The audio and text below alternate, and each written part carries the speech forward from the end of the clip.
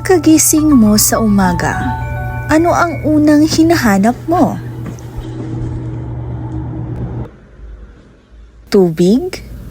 Dasal? O cellphone?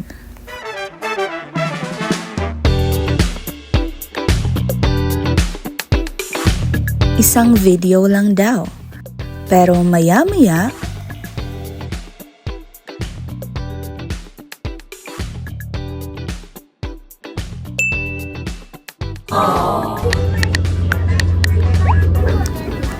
hindi masama ang media at teknolohiya, pero kapag mali ang paggamit, oras ang nawawala, focus ang nawawala, minsan pati assignment nawawala rin. Diba? Perfect kaayos siya bayot niya. Biska...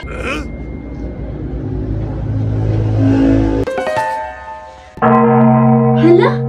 Ma-assignment pala kami? Diyan papasok ang tunay na kapangyarihan ng teknolohiya. Hindi lang pang scroll, pang school din.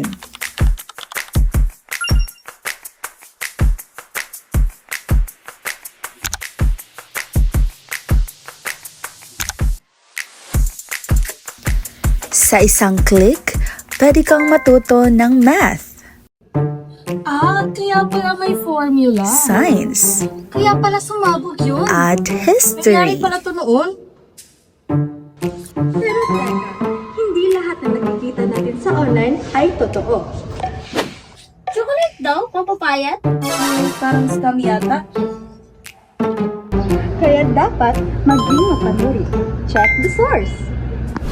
Sa bawat scroll at bawat pindot, isipin muna kung tama ba ang dulot. Kaya hindi lahat ng trending ay dapat paniwalaan. Kaya mag-isip muna bago magbahagian. Gamitin ang internet hindi lang para maglibang kundi matuto at madagdagan ang kaalaman. Maging mapanuri sa impormasyon dahil hindi lahat ng nakikita sa online ay totoo. Maging responsable sa bawat post at komento dahil minsan ang salita online ay nakaka-apekto. Teknolohiya ay biyaya. Gamitin ng tama, matalino at may disiplina. Scroll wisely, study smart.